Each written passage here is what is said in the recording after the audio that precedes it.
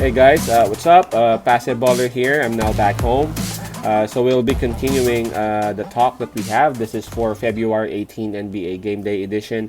We only have three games, and I'm done with the first video earlier. And now we would be talking about the game between Milwaukee Bucks and Toronto Raptors.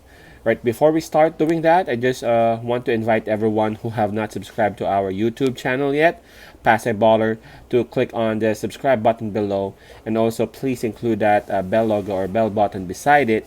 That way, automatically, you guys will be receiving notifications whenever we have a new video uploaded. Right, and I would also just like to send my shout outs to some of our new members or new subscribers. Hannah Pinaso from the Philippines. Not sure which part of the Philippines, but mabuhay, Hannah, wherever you are. Maraming salamat. Also, I would like to thank Confessions of a Cannabis Freak 420. That was a long name. Welcome to the channel, bruh. This dude is from Michigan, so peace out, man. Thanks for joining. All right, so let's start this talk. Again, this is Toronto Raptors going up against Milwaukee Bucks. Let me go ahead and check on the standings first. Both teams, as we know, are from the Eastern Conference. Milwaukee Bucks is at number 3 of East, 16 wins and 12 losses. Too bad for Milwaukee Bucks. Their losing streak has now extended to 4. 4-game losing streak, man. That's not so Bucks. All right, for Toronto Raptors, they are now at number 7. They are improving, really. 13 wins and 15 losses. And we all know that they just won their last game, and that was against the same team, Milwaukee Bucks. So this is their second game. The first game that they had was like a couple of nights back, and we all know that Toronto Raptors won that game. Okay, let's see the details of this game. This one will be played at Milwaukee, 7:30 p.m. Eastern Time, so that's 8:30 a.m. Manila. The spread given is minus 6.5 for Milwaukee Bucks, and for Toronto, obviously, it's going to be plus 6.5. Home court advantage, it will be with Milwaukee. I don't see any fatigue factor advantage in terms of this because, both teams rested last night, and their last game was against one another. All right, so let's take a look at the injury list for both teams. Now, let's begin with the Milwaukee Bucks. Now, I gotta say, Milwaukee Bucks is really now experiencing the absence of Drew Holiday.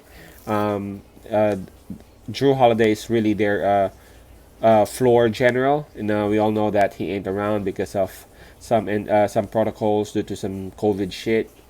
And I really wish that he would be fine, and his family would be fine as well.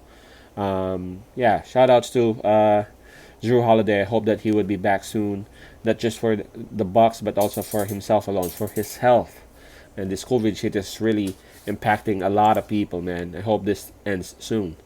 Not only Drew Holiday, Jordan Nwora is also out for this game, and he's also one of their forwards. So there are 2 people confirmed not playing for this game, and that's for Milwaukee Bucks.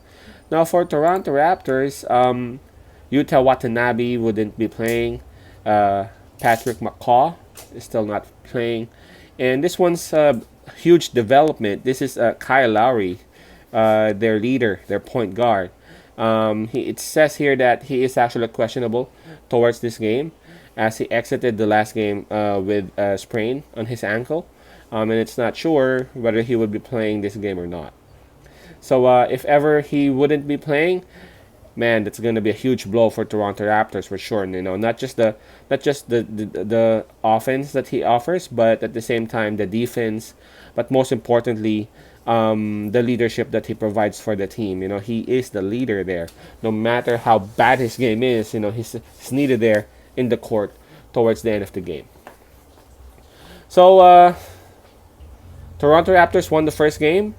Milwaukee Bucks, I guess, would be having this what we call the revenge matchup or vengeance game.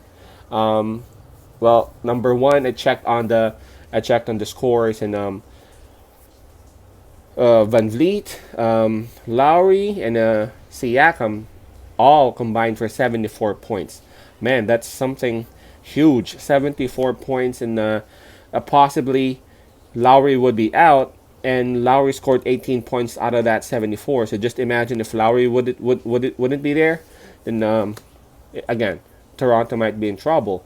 Now for Milwaukee Bucks, I checked on the scoring of the Milwaukee Bucks. As always, we can't ask for more from Antetokounmpo. He's actually scored 34 points, but he actually needs some help. This guy scored 34 points that game, but his teammates in the starting five would actually need to contribute a little bit more. I'm talking about Chris Middleton and DiVincenzo.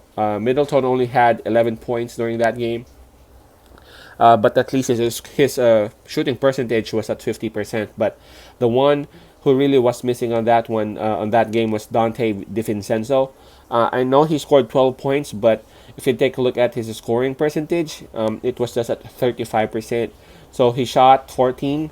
He took 14 shots and he only made 5. Again, 5 out of 14, man. If only he would have shot. I mean, if only he would have made a little bit more than that, and if only Chris Middleton scored a little bit more, the context of the game might be changing. And also, if they can get more from their bench, I'm talking about Pat Connaughton, PC, and of course Bobby Portis, then I think Milwaukee Bucks should really have this one. I'm believing that this will be a revenge game for Milwaukee Bucks, and with the way Lowry exited the last game, I don't think the Toronto Raptors staff would actually be risking him.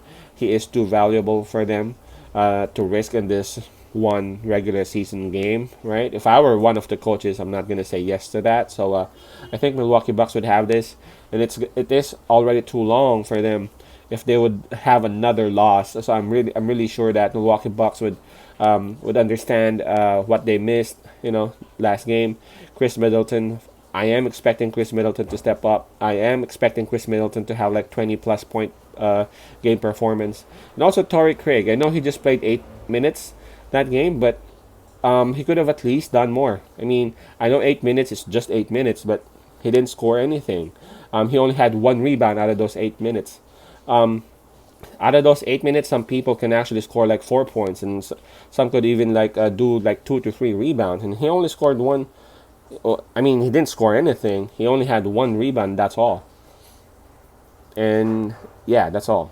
He even had 1 foul. So I'm expecting a lot of help from the Milwaukee Bucks bench, and at the same time, some of those starting starters that I mentioned, Middleton and DiVincenzo, and they should be good. And I'm expecting that to happen. So I'm picking Milwaukee Bucks on this, minus 6.5. Again, my pick on this one is Milwaukee Bucks minus 6.5 to even the score at 1 game apiece. All right. For those who got Facebook account, I'm just inviting you guys to just search my Facebook page. It's Pasay Baller. You can also click on the button in the upper right hand of our YouTube account.